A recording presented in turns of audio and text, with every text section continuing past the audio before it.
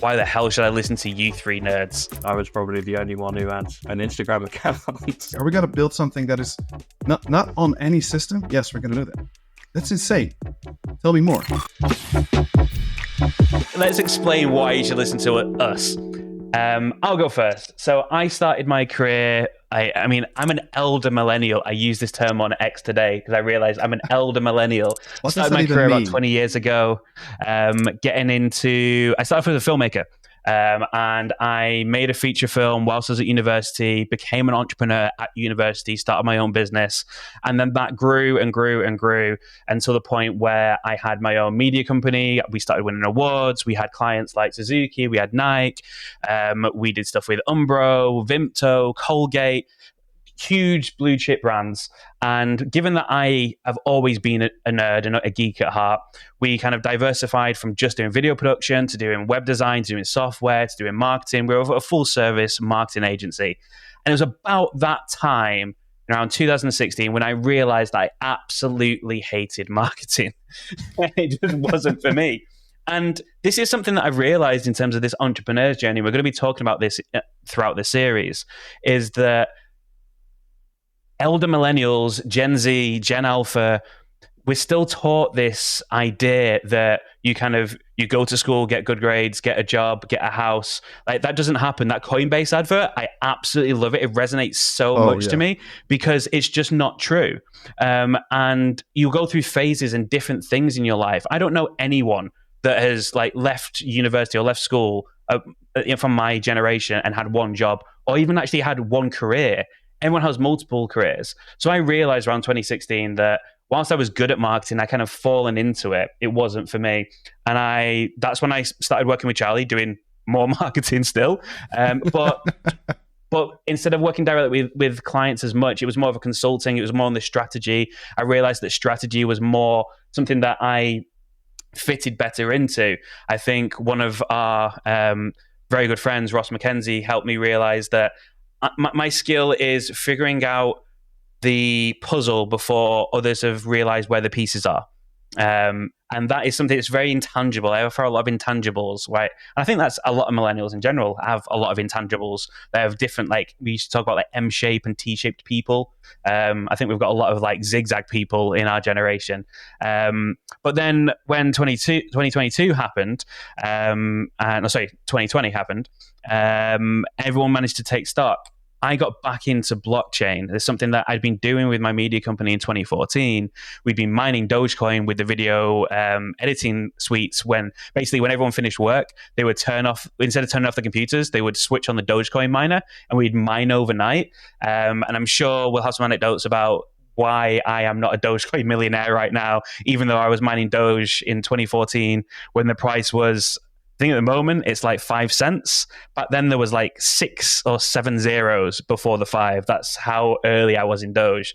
And I started writing again, which was my original first love. I wrote the feature film that I made at university. And through writing, I've found my way back into blockchain. I'm now the senior editor at Crypto Slate, where I make content. I'm the co-host of the Slatecast with Nate. I'm also a contributor for Forbes. So I write the digital assets section for Forbes. And I've been all over the world speaking and working and collaborating with crypto projects. I also am an advisor with Core Blockchain that I think we're going to be talking with later on in the season, which is something I'm very excited about. It's a very cool project. And it shows the difference in emerging tech and what blockchain can do. But ultimately, that's why maybe you should listen to me. I've done some interesting things. I've worked with some interesting people. But probably the most powerful thing for me right now is the fact that I'm in the middle of all the conversations. And that's why I'm so happy with what I'm doing in a career right now. I'm getting text messages from founders of huge projects asking if they can come on the Slatecast to talk. We've got Sonny from Osmosis coming on next week, which I'm really excited. I already spoke to him previously. I'm going to be meeting up with Paolo Ardino in Prague later on this year to talk. He's the Tether CEO. All these people are just within my black book, and I'm not a celebrity, I'm not famous, but I'm talking to a lot of people that I think are very cool and are very well known.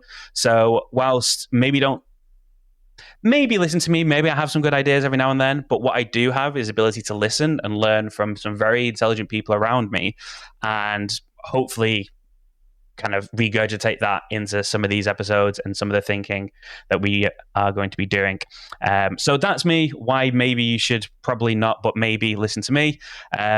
Let's now introduce. Oh, so very good host I am. So I am Liam Wright, but I do go by Akiba. And as I say, senior editor at CryptoSite and contributor for Forbes. Thomas, let's move over to you, sir. I really want to ask a question first before we get started. Can we watch your feature film anywhere? Is it still somewhere online? Yeah, it's called Ex Cathedra, EXCATHEDRA, Ex Cathedra, and yeah, it's available to buy and rent on Amazon. There we go. I like for it. Ex Cathedra movie or search for my name, and it should come up. It's on IMDb. You can find it through that as well. Sweet. You say you're not a celebrity, but you're a little bit of a celebrity. I was. Yeah. I peaked in 2009. So you go. I managed to do this the other night. If you go on Google Trends, there is I put it on Twitter. On Google Trends, it's all relative, isn't it? It's 100 to 0. So in 2008 or 2007, I was 100, and now I'm a 0. I think that in and of itself has been a very interesting experience as well, right? At least that's how I look at these things. But I got deplatformed from Wikipedia because I'm no longer relevant. Now you're throwing. Quick plug. No longer relevant. IQ.wiki, the Web3 version of Wikipedia. Navin that builds that project is very, very cool. Decentralize everything. You're not deplatformed there because you can. That is definitely a story I want to hear later on, Liam, about how you get the platform of Wikipedia. Because I think that's stories for days. We'll talk about it. So quick plug again for us. So this time we will also be running what we're going to be calling What the Three After Dark, which will be us three completely unscripted, just waffling about Web3 and emerging tech, and it'll be a lot of fun. A lot more laid back, a lot more chill, a lot more talking over each other. But I will recommend that as the live. We're going to be doing that hopefully live on X Spaces. Absolutely. So from my perspective, I started my career in healthcare. Absolutely non-tech. So what you just said, Liam, resonates very heavily with me. Multiple careers, right? I don't believe at the time, coming from the Netherlands, coming from a small bubble, you take one career, you keep on doing that. So my friends, consultants and social counselors, and I figured I should do the same. So I did 8 years of healthcare with very interesting stories that some of them, at some point, maybe I'll refer to. I was telling Charlie a couple this week. Mm-hmm. And after that, I realized this is, while I like healthcare, and while I like social healthcare, and while I like my patients, and they were batshit crazy in the most positive sense, we hit a point, or I hit a point, where I thought, I'm not sure if I really want to do this for the rest of my life. Around 2014, 2013, so 23, 24, I'm not sure if I want to do this. And then we had an interesting thing going on in the organization that I worked at. And they said, hey, look, we're building this digital call center for our patients. Our patients are generally, average IQ and EQ, and they needed help. Nothing like that in the Netherlands. So I helped building that in that year. And I was always, as you, Liam, always a nerd, always at home, taking apart computers and building servers and do all the crazy shit. Never really got into blockchain up until that point. I mean, I dabbled a little bit, but nothing from the technology perspective. And I decided after a year, I was like, you know what? Screw this. I'm going to do something else. I want to really do something that I love. And I think it's technology. So I started literally again as a consultant. I think everybody that started in IT doesn't know how to program, starts as a consultant. And I have very strong opinions about these kind of jobs because I've been through it myself. But I learned a lot, and I got a really interesting perspective on commercial technology, because I've been always doing just private crappy technology stuff on my own, writing crappy Python scripts that worked, but nobody would ever be proud of. And from there on, I just dove deeper and deeper. I moved countries, came into a different country, started in the outsourcing agencies world here in Poland, which was a wild experience. And I think if we have Polish viewers, they will maybe laugh or will scratch their ears like, was it wild? If you're working with Polish agencies, working for unicorns in San Francisco, the culture difference or culture shock is sometimes pretty big. Talking proactive versus passive communication, clients that will call you in the middle of the night getting stuff done. Really, really wild experience. Maybe also because we worked with unicorns, still really enjoyed it. As a project manager, I brought all the crazy stuff and all the interesting things I learned about communication and technology to that job, up until we got contracted for an L0, building an L0, and they were like, "Hey, Thomas, you have this team. You wanna head this for and build this research paper into an functional L1 or L0." That was my first real work in crypto, and it was insane. We're talking 2017 ish, like I would say middle 2017. So Web3 wasn't a thing, right? It was just blockchain. We had a bunch of nerds writing code and having some ideas about how commercial blockchain looks like. These guys were part of that, and they pulled in some commercial looking guys. It was an insane time. Like, nobody really knew how this tech works. Super bleeding edge, crazy hours. Again, time zone differences. But I fell in love. I couldn't stop looking at the tech, like exploring it. We wrote this particular L0 in Scala. And I was always a big fan of Scala from my work with my engineers that I've been working prior. And I just fell in love. I found it such a beautiful, crazy thing to think about. Wait, we're doing something that's completely outside of a system. We're going to, in this case, with data security, are we going to build something that is not on any system? Yes, we're going to do that. That's insane. Tell me more. And that's where I got started. And then we got contracted for another job. And we did integrations, and we built wallets, and we did DeFi pieces, early DeFi pieces. And I got deeper and deeper and deeper and deeper. And up until the point that I was like, I think I need to make a career out of this. Like, not because I want to make money out of it. I just really, really love what I'm doing. I love talking to all these founders. I love talking to all these engineers. I love hearing these crazy ideas and seeing what we can and cannot do. So I joined a firm a couple of years ago, also in 2020. And that was already what I did, was really heavily involved in building for 3 years from 2017 to 2020. Joined the firm in 2020. We did a lot of BizDev, which was great.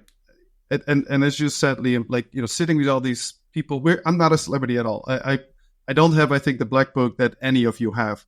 But somehow people that had something to say always found me. And also founders that had something to say, something to build always found me. And we did a couple of really crazy, interesting projects, and also a lot of research. And that kind of went forward into my newest company or consultancy, actually, which is Intersect, which I'm co-founder of, where we really focus on blockchain and AI and actually the impact of what that has on commercial solutions. Like, I'm a big believer of adoption. And I truly believe that adoption doesn't come by talking about the technology, but talking about the solutions that this technology can provide. And doing, having these discussions done for the last couple of years just made me more and more passionate. I was like, I want to do this full time with my own company and running this. And the interesting part of all of this, what I found, is that half a year ago in the bear, probably for most people that are in crypto, I was like, no, crypto's dead. We'll never come back. And then AI hit really hard, like Gen AI hit really hard. It's like, crypto's super dead. Nothing will happen. And I said, well, okay, let's even if the crypto side of things doesn't go off, which I find a hard time believing, I just love the technology. I love the vibe and the passion of the founders. I love the degenerate memes in the bear market. I love the degenerate memes in the bull, right? Like, that's why I'm here for. I'm here to have an enjoyable life and while I'm working. And by doing that, I just made so much friends and so much people that I learned from every day. And our motto in that is, and my personal motto is always like, why do you need a blockchain? I have a group with my research team on Telegram, which is literally called that. Why do you need a blockchain? Every time I ask people that they shill things to me, why do you need blockchain? And for that same thing, I say the same about AI. Why do you need AI? Why do you need Gen AI? If you can't really answer that question, you're probably just trying to lift on the hype, which is fine. But we're trying to build something that is impactful, trying to help founders moving that forward. So I could talk about this for hours because I'm just very passionate, but I want to give like Charlie some speaker time as well. Otherwise, he just sits there. So we'll get on to Charlie. As you can maybe start to see, this was Charlie's vision, that you had the marketer turned kind of, well, not influencer, but I'm within the influence sphere of the space, which is very much communications and media. So the media side of things. You've got Thomas, which is very much the hacker, the tech side of things. And then we come on to Charlie, who is... well, of that trifecta, the hustler side of things, that would be more the finance, more the sales, put together the pitch deck and have the chat kind of guy. At least that's what the standard central casting for a startup team usually is. I'm wondering to myself, like, how do I follow up your two introductions? They're both pretty good. It's just like, okay. So essentially, I started my career for my sins in PR. So we were working in Milan, and it was one of those moments where you can't afford university. This was during sort of, I class myself as an elder millennial as well, I guess, and I had to pay for school. So we had, like, entrepreneurship for me has always been something out of necessity. And in Milan, there's two organizations that run nightlife there. So we essentially organized events for the international students in that city. And because we were international, we were allowed to work with both of those organizations. And that's really where my sort of first sales experience came from, which was come to the party, in essence. And from there, having sort of bombed out of university, I then did a bunch of manual jobs. So I was literally, my job was putting paper in envelopes for a legal firm. And at some point I was like, okay, king of menial jobs, so there's probably more to life than this. So I kind of set myself up a bit of a penance for bombing out of uni, and said I will pick and stack 1,000 boxes at Amazon FC fulfillment center in Milton Keynes, which is not far from where I am now. And I did that during the time that Amazon was in the papers here in the UK for not treating their staff well, I guess is the easiest way to put it out. And I did that during the Christmas rush at night. And I don't know if anyone's ever done some factory work, but it's a pretty brutal gig. You're getting up and in work, you're getting up at 5 p.m. in work for God knows when, finishing at 6 a.m., picking and packing and stacking boxes. As soon as I sort of hit, I had this counter in my head, like, this is like box 237, this is box 500, this is box 700. I sort of had enough, and when I got to 1,000, I was like, right, I firmly believe there's more to life than this. And picked myself up, started studying hard, went back to university and started applying to master's courses. Luckily, I got accepted into Cranfield again, just down the road from where I am, North London. And that experience sort of shot my trajectory into the finance world, which is where at that time everyone was making lots of money and it sounded like a great idea. So I became a cost leadership consultant for private equity companies that were being bought, sold, or economized. And I got an introduction into how it was to be a sort of corporate attack dog, is what I've heard one of my directors describe us as, where we come in after a purchase or before a buy, or just when a company needs to find some extra cash and economize their balance sheet or whatever they were buying.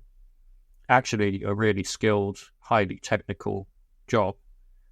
And that taught me a lot about work ethic. It taught me a lot about how you negotiate and have conversations with people.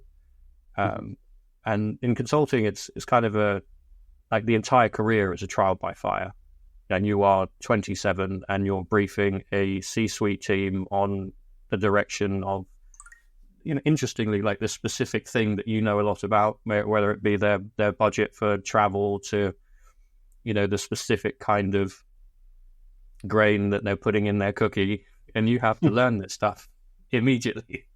Welcome to your job. You've just traveled an hour to get to this random office that is at the arse end of God knows where, and now you have to learn all of this kind of stuff and make the numbers work. I think I lasted in that gig, to Liam's point, maybe 15 to 18 months, year and a half, where I looked around and I was like, this isn't kind of where I want to go. And,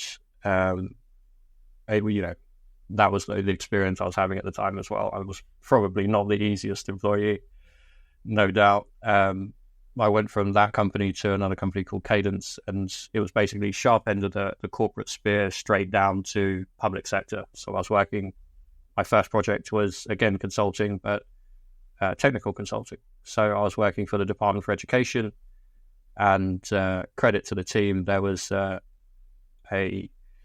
project, the first project I was put on was called SFB, and it's the piece of tech that all educational institutions in the UK report their numbers into.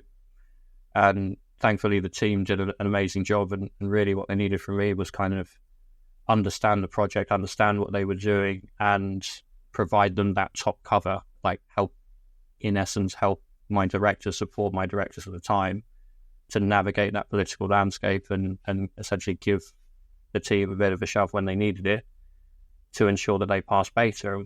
That team went on to launch that project, and I think they won awards, and it was actually lauded in the House of Lords, one of their biggest wins in the last decade, which is fantastic. So after that, I went on to a project called DDAT, which was essentially building the technical infrastructure. And at that point, I was then tapped up by the CEO of that consultancy, and he said, "We're going to go work in this new cool thing called blockchain." To which my response was probably along the lines of, "That sounds cool. What is it?" kind of thing. And it took me on a wild ride. I worked in two companies at the same time. One called Block Labs, another called Circular. And it was one of those sort of pivotal moments in your career where you're like, "Hey, I've grown a bit here." Like, I'm sitting at a table. Couldn't quote me on this, but we were in a WeWork in the West End of London, and we were all sort of talking about what we could do for these companies, like what was our skill set. And the CEO tapped me up and said I'll be the CEO. He brought his COO with him, so he'll be like, "I'll be Chief Operations Officer." There was a hedge fund guy, be like, "Hey, I'll do Chief Finance." There was another chap who was essentially cyber warfare hacker, like Thomas, who basically wrote... Whoa. I want to I am not even close to guys like that. I don't have those kind of skills, Charlie. But, he basically wrote the rule book for GCHQ on cyber warfare, and he was like, "I'll be the CTO." There's no argument there. And he got round the table, got round to me, and I was like, "All right, I'll do the marketing," because everything else had been taken, and I was probably the only one who had an Instagram account. So it's funny that you talk about your career trajectory, you kind of fall into these things. From that came the collaboration with Liam. So after a while, I left those businesses to essentially start my own entrepreneurial journey. In doing that, Liam and I collaborated on an AI application, and from that we've then got to aspects where we're essentially helping businesses build their own businesses using for marketing, operational efficiency, and strategic advisory. So it's never just a clean road, right?